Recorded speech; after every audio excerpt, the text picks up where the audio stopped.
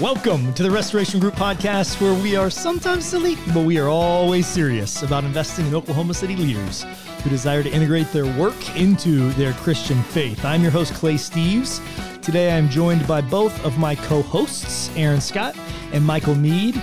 And team, today, I want to know, chips and queso or margaritas? You can only have one. Chips and queso, easy answer. Both. That wasn't a choice. I made it a choice. Okay, well done. I like your attitude. What's your answer? Chips and queso.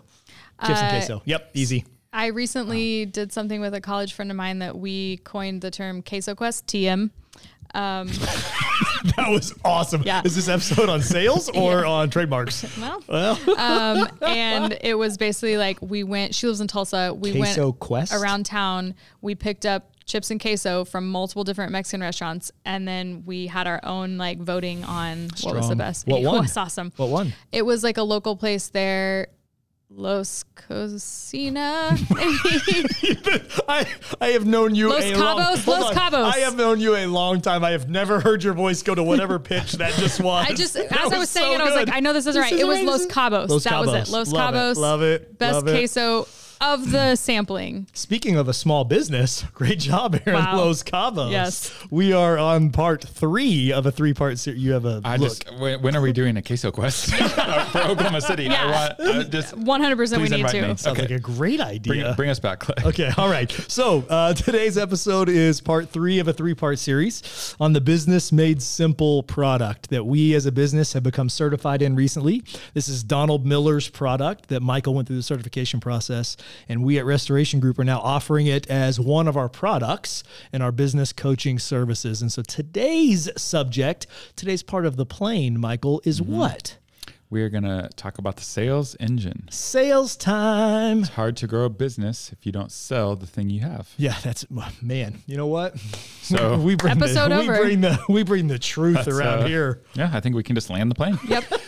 Before we do, talk about a few things. Let's do it. Let's do a real quick summary. We're on part 3 of the series. If you're just joining us, the analogy here is a plane. Yep. And so you've got 6 parts of the plane. If you're just joining us, you should go back 2 episodes, I Yep. would say, just to catch up. That would make sense. It would help.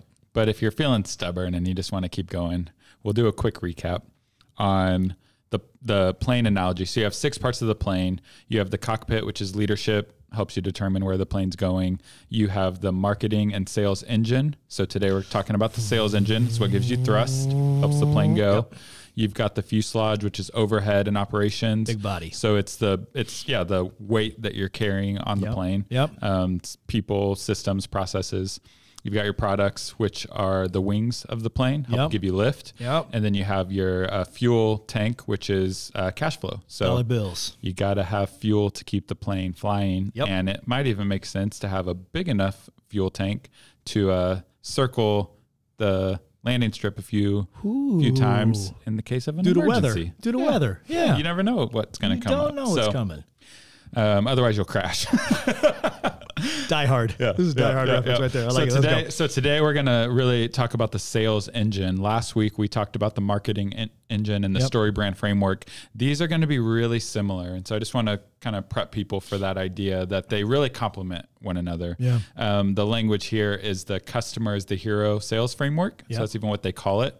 And you'll remember last week we talked about how in marketing, you really want to position yourself as the guide and your customer as the hero or the main character of the story. So this sales framework will really pick up in that same vein. And one thing I just want to mention that we've talked about in the series is the My Business Report, where you can just get an assessment of how are you doing in your business, in your sales, in your marketing, and the other 6 parts of the plane that we talked about. We've got a link to that assessment that folks can take for free. Where is that link, Michael? In the show notes of the episode. It's also on our Instagram. Nice. You can find it on our website. Yeah. There's a lot of places people could find this. Clay got a tattoo recently of it, so things just escalated. I can't show that. I can't show that on camera. Ooh. Trust me, I'm lying. Last episode. Yep. So we'll real quickly unpack the framework and then kind of discuss our experience with salespeople, good and bad, and how we could use this in our businesses. So the customer is the hero framework is very simple. You start with a problem, position your product as the solution to that problem, give the customer a step-by-step plan, paint the stakes. What are the positive outcomes or the negative outcomes of solving this problem or not? And then call the customer to action. So that's really, when we say the customer is the hero framework, that's what we're talking about. It's really, really simple, and is designed to invite the customer into a story where your product is the solution to their problem. And they're the hero, and your role is to help them win the day. That's what we want to help people do. So yeah, we do. One of the ways I visualize this that is helpful is kind of imagining a river is the problem. So you're out and you're on a hike and you need to cross a river. So now the river is the problem to you getting to the other side. You as the guide come alongside and say, hey, here's a bridge we can walk across together, and guide them across the river without getting wet. And so you're the guide, you know how to get to the other side. You invite them, call them to action to cross, and help demystify the risk that can come with a purchasing decision. So that's kind of what we're talking about today. I like the drawing you did of that on your I Is drew there a little drawing river. of a bridge in your notes? Yeah, it's a little river with a bridge. I it. didn't want to forget, so I drew up a quick river. I went to art school. We'll put a picture of it on our Instagram feed. and people will quickly learn that I did not go to art school. Trust me, I'm lying. Yeah. So I would love to hear from you guys. Can you think of an experience where you encountered a salesperson and it felt like they either had a hidden agenda or were just being aggressive, more or less a bad sales experience where you're the customer and it just didn't go very well for you?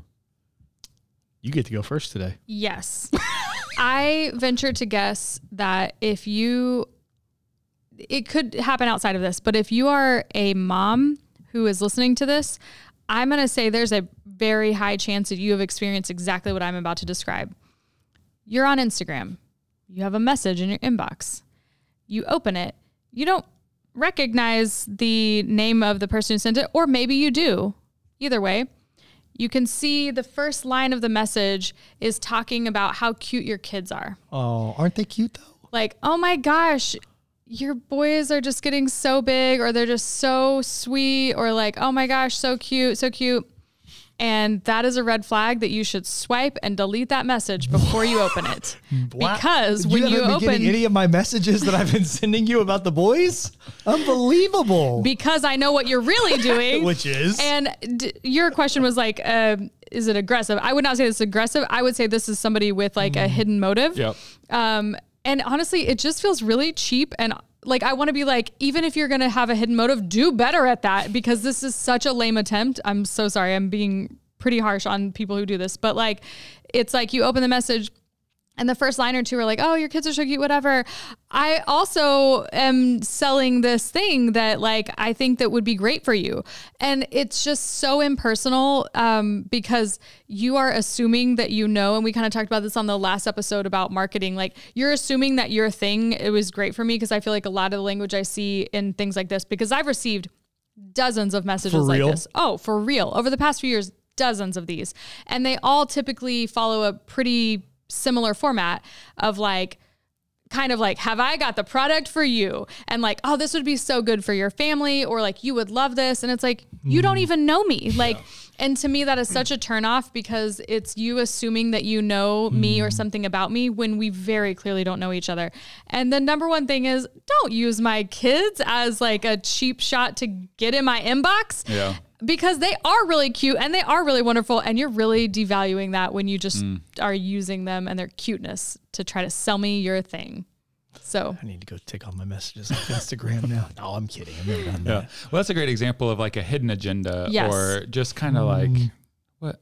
Why are you doing that? yes. Yeah. Why are you doing that? Yeah. And again, the assumption that like, and I think you gave a good example that kind of goes in the marketing episode of like just showing up, like a door-to-door salesman showing up and saying like, I have the solution for your problem. I've not talked to you, asked you any questions. I don't even know if you have this problem. And the same in these Instagram messages where it's like, you're just saying that you have a solution for me. Like, you're trying to sell me something that you don't even know if I need or want. And if you had taken the time to know me as your potential customer, my guess is you could have reframed your sales pitch in a way that perhaps would have landed you a sale, but it's definitely not now, because now I'm blocking you. Hard swipe. Clay, you got anything in that camp? So this one wasn't like, it was not manipulative, right? That was kind of the one you're talking about. Yeah. It was manipulative. Did I say that right? Or hidden? Hidden. That's better.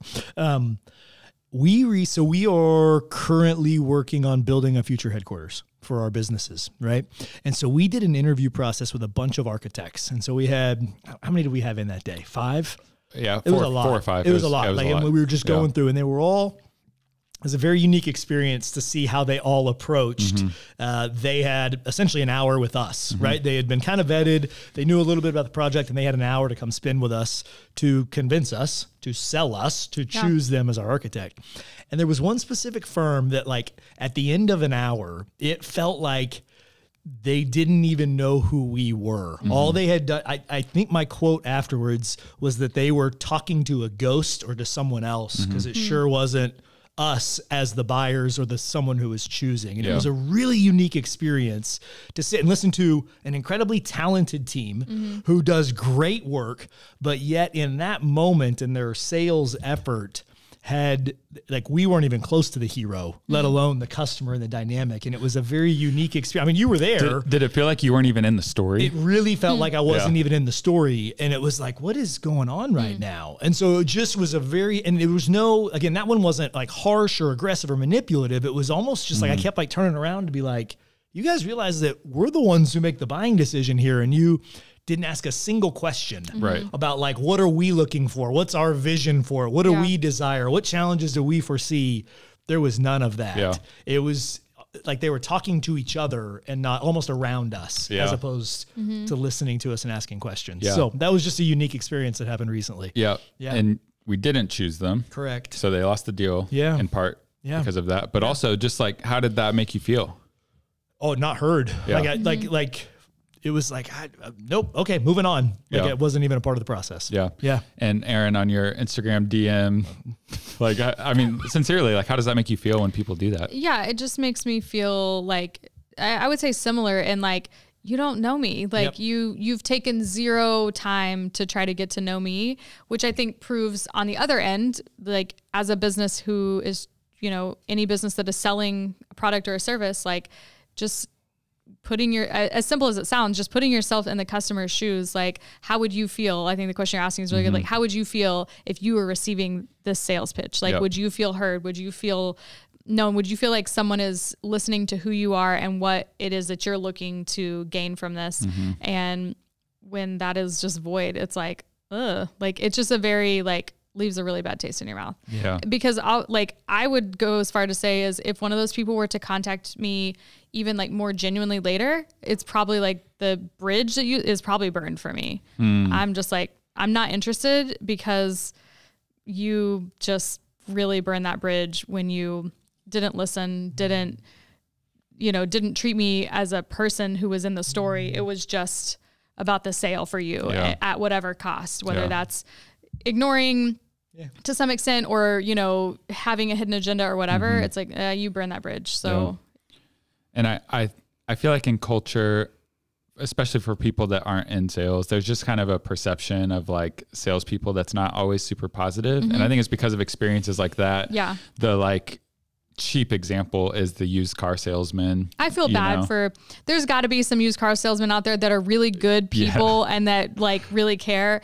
but they will never overcome the stigma. It's like the one thing that always gets used. Sorry, that's just funny. Well, and it's like I'm sure you guys have heard the stories of, you go buy a car and they're like, you're trying to negotiate a little bit, and they're like, well, I got to go talk to my boss. And they go to the back, get some coffee, play ping pong, come back 30 minutes later, and it's like, price is firm. We're probably not being fair to that industry. But that's also a real experience that people have. I've even heard a story of a guy who, like, negotiated for hours and finally got like $5,000 off sticker price or whatever, bought the car, got home, turned on the TV, saw a commercial from that car company saying, we're doing a special $5,000 off. No. And he was like, he just negotiated for hours to get the deal that they're promoting on TV as a special that everyone gets. And it's like that. Yeah. That is not what we want to do when we sell, to make people feel that way. Because I mean, in that case, you feel taken frustrated, advantage of, you and feel dumb, taken advantage of. And so there is a different way to sell that doesn't leave people feeling frustrated or unheard or all the things we're talking about. So in that vein, can you flip it and think of an example where you as a customer buying were sold to and it was a delightful or positive experience? Erin.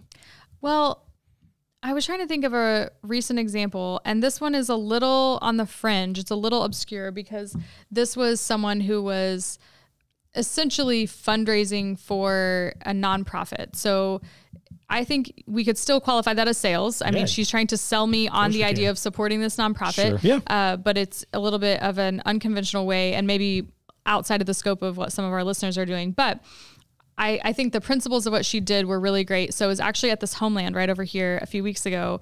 I had seen her on her way in, and like, as much as somebody might argue that she was doing the same thing that Instagram people do, she came across very genuine in this.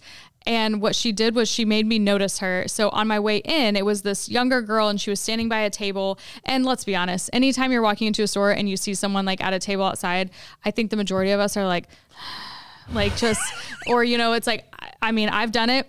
I've faked being on my phone before. It's just like, you just don't want to. And it's like, I'm kind of in a hurry and all the things, but she was really kind and like, she just genuine, seemed very sincere and said like, hey, how are you today? And I was like, oh, good. How are you? Just like on my way in passing. And she was like, oh, I love your shoes or something like that. And again, maybe that was her sales tactic, but just, she came across a lot more genuine.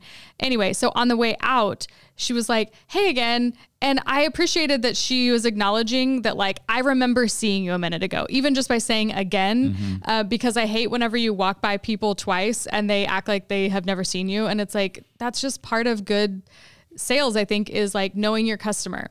And she acknowledged that because she was like, hey again, girl with the cute shoes. And it's like, okay, so you remember seeing me, which is props to you. And she was like, could I just have a few minutes to tell you what I'm doing out here? And it's like, my initial gut reaction is no, I don't want to, but I was like, I'm going to give this girl a shot because of how she had approached the situation. Anyway, she went on to explain to me the nonprofit that she was working with, and they are working to educate kids about the dangers of drug overdoses, which it's kind of like you're pulling on the heartstrings there. Of course I want, kids to know about that stuff. And so anyway, but just the way she went about her entire, I'm using air quotes here for audio, sales pitch, just explaining, she came from a place of passion. She came from a place of, she wasn't, and the nonprofit wasn't the hero. It was you are the hero and helping fund things like this that make this possible for kids who wouldn't otherwise have these resources. And it was we have lots of options too. She had merchandise, you can buy merchandise and that money goes there, or you can just make a flat out donation. And she also took away a lot of barriers of we take cash, we take Venmo, we take Cash App, literally what, I can swipe your card, whatever you want to do. Because honestly, this cause is worth it. And any amount really helps us educate and reach more kids. And you know what? I gave her some money because I just thought that was a really positive sales experience. And she was great. Yeah. So props to you, girl outside Homeland. Hopefully you're listening. Yes. And at the time she did have a name tag on and I used her name. I have since forgotten it. I apologize, but she was great. Love it. It was a positive sales experience. Love it. And I do not regret, I did not have buyer's remorse. I did not regret. It's a good indicator. Yeah. You don't feel duped and oh, I wish I could get a refund. The only thing was, this is a quick side story, but I had gone there because there was something a grocery item that I needed to pick up. And originally I thought I will pick this up at Target by my house. And then I thought, no, this Homeland over here, it might be cheaper. And I went in and got it. And I was like, it was cheaper. I saved money. And then I spent more money on my way out because so I called Brandon and was like, hey, I was really proud of myself because I saved money, but then I actually ended up spending more money than I would have on the price at Target. But I did good when I spent more money. That, so yes. Yeah. Clay, that's a good lesson, right? If you make the good choice and you get sold and you have more resources to give forward, that was good. I like it. Yeah. You got a positive sales Yeah. experience? So last episode in the marketing one, I talked about my wonderful pest control experience. Right? Wonderful was sarcastic for very, those of you who very have sarcastic. that. Yeah. So go back and listen because it was not wonderful. I had a different salesman, right, who one time came at the same. What does Kirsten call it? The bewitching hour, like the hour of the We night. call it the danger zone. Okay, the danger zone. Do you guys have a? It was witching hour. Okay, Yeah. the witching hour. Yeah. So I had a salesman who came once at the witching hour, had awareness of it, like recognized attention and goes, "Hey, is there a different time that I could come Oh, back?" nice. And I was like, I don't like you being on my door, but yes. And so I gave him a chance because I was dissatisfied with my current pest control status. Yeah. Okay. So I have to, even when the previous guy was coming who I did not like his approach, I was currently dissatisfied That as a was customer. interesting. Yeah. You were dissatisfied I with was what dissatisfied you had, with my current setup. but you were willing to You're darn stick right it I out was. because you were so unhappy with darn right. your previous salesperson. You've got it. You've got it. That's a good lesson. Okay, so then we set up time and he comes back, and instead of telling me about his products or this, he actually had been observant, similar to what you talked about with your shoes thing, and began to ask me. He's like, "Hey, I see some wasp nests on this corner over here on the house."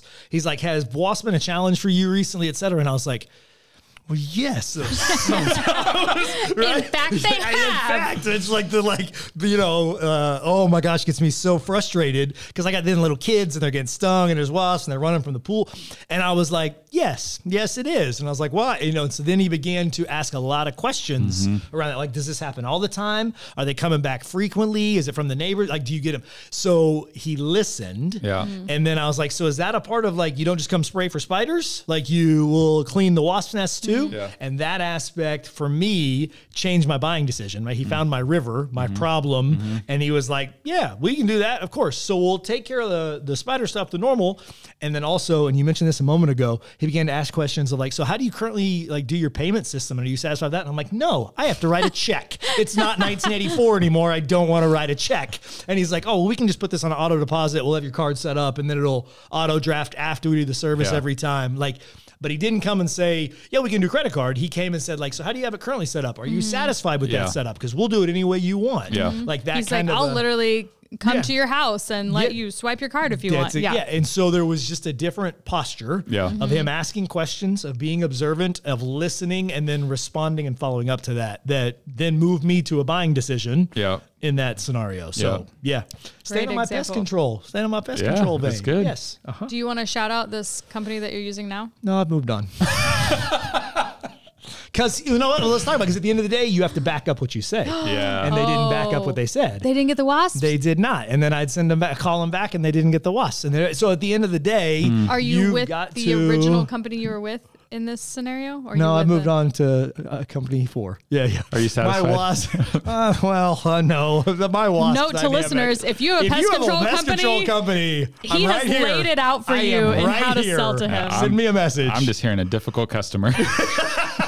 I was thinking Michael and I should start a pest control Yeah, you're business darn because we right. got our I first give you customer right here. business. Yes. Well, there's multiple lessons to pull out of this. Oh, One my is goodness, you yes. got to fulfill what you say you can do. Yeah. You've got to back up. Correct. This is back to the trust me, Yeah. I'm lying. And we've made Yeah. that joke in this episode. That's Yeah. from the last one out of a Yeah. marketing book. Correct. Yeah. But you got to back up what you state. But to dial in on the sales process, Yes. There's a phrase I've heard. It's not mine by any means, but it's that selling is serving, and that's really the lens we're talking about. Is like all we're talking about is how can we serve the person that has the problem that we solve. And what you just described sounds like someone who is serving you. He was willing to come back at a different time that was better for you. Yep. He asked a lot of questions, Yep. which when it's about you, the only way to make that possible is to ask questions. Yes. Otherwise, I'm just making assumptions and I don't really Right. know. And he was catering to what best suited you. Yeah. And so when you approach sales in that way, you're really just serving people trying to solve a problem that they have. Yep. I heard that for years and thought it sounded great, whatever. But I was like kind of skeptical just because I'm kind of skeptical. And it wasn't until recently that we are selling business coaching to Oklahoma City businesses. And so I am doing that more than I've done by just selling what we have, which I believe in. I think it solves problems. And one of the things for me that I was like, I need to follow up with these people that I talked to, told, and I just need to follow up and check in with them. Yeah. And so I'm only telling this story to highlight, I did what this stuff is saying of like, identify their problem, ask questions, ensure that we're the solution, that we can help meet it. And so I was just kind of following that framework, asking a lot of questions. And I did 2 on the same day. And it really struck me that both of them independently ended the call with, Michael, thank you so much for this call. I really, really appreciated it. I was like, I'm trying to sell you something, but like they felt like I was serving them. And so that was the first time that idea, selling a serving, became real to me, was when they articulated like what they were saying in different words was, I feel like you're serving me right now. And I'm really thankful for that. And so that was really a light bulb moment for me. That just happened last week. That I think when you do it right, you leave people feeling like you really care about them, you value them, even if the decision is for them not to buy. It's like, that's great. Maybe it's not the right time, and there's no hard feelings there. Yeah. So selling is serving. Yeah. Have you ever heard that? No. I just made it up. TM. Just kidding. Yeah. So Clay, we've got a few minutes left, and you have built a successful sales organization. That is the medical device company. Habakkuk was your first business that you started. Yeah. It's a sales organization. Sells orthopedic devices. So you got about a decade of experience there. What similarities do you see from this new process we're learning that have maybe you were doing in a way, right? Or just 10 years in, what lessons learned or experiences do you have that you could share? Yeah, I think it's everything that we've talked about. I can vividly remember there was a gentleman named Andy Richardson, and I don't know where Andy is anymore. He lived in Idaho. And my old boss early on, when I was failing as a salesman, because as a salesman, I was making $0 a month. It's a real good situation to be in when you're on full commission. And he sent me to Andy, and Andy gave me a framework of how to sell that was just all about asking questions and listening. So it was about really preparing well, but then it was recognizing you're not going to talk about any of your solutions until after you've asked questions and listened for a long time. And he's like, and you have to have real solutions, and you have to be able to bring them, and you have to deliver. You have to kill the pests after you actually say that you can. Yeah. But he's like, you don't know what they need. You don't know where they on their journey is. You don't know what their problems and challenges and issues are right now. If you will show up and be a human being who cares, who serves, and ask questions, you will learn what those are, and then you'll be able to come alongside and provide them a solution. Yeah. And so that is the beauty for me of this, is this operationalizes. This gives real clear steps about how to define what those things are and train ourselves and our team about how to ask those questions well, how to listen well, what are good follow-ups, those elements. Yeah. Those are the pieces that I've loved as we've, that I see similarities between these kind of different systems and what we've done at Habakkuk that's worked well for us. Yeah. Yeah. Well, and one thought that just came to me is I think a lot of founders, CEOs, the people that get the plane in the air, I think they often fall into a trap of believing no one else can do this as well as me. And the truth is that's not true. And a framework like this is what helps replicate you as the salesperson. Yeah. Whether you are the CEO and you've been the person doing it, or you're the VP of sales, and it's like no one else. This can help replicate the success of what you can do. Yeah. You can then teach me and Aaron to do it by following a framework and system. And that's one of the ways you can scale. Because I think we attribute sales to the charisma, energy, kind of this like esoterical, intuitive thing, when really it's learning to listen, understand what people's problems are, what's their river, what's their challenge in front of them, and then finding a way to bring a solution to them that helps them get across that. Yep. And I think that's as simple as it is. And so how can you create operations, system structure so that your team, everybody can begin to be in sales? Yeah. Yeah. Yep. And I would just say, regardless of what you think, if you haven't identified the problem, you have not started a sales process. It just starts there. You've got to identify the problem. And until you have, you just haven't even started selling anything yet.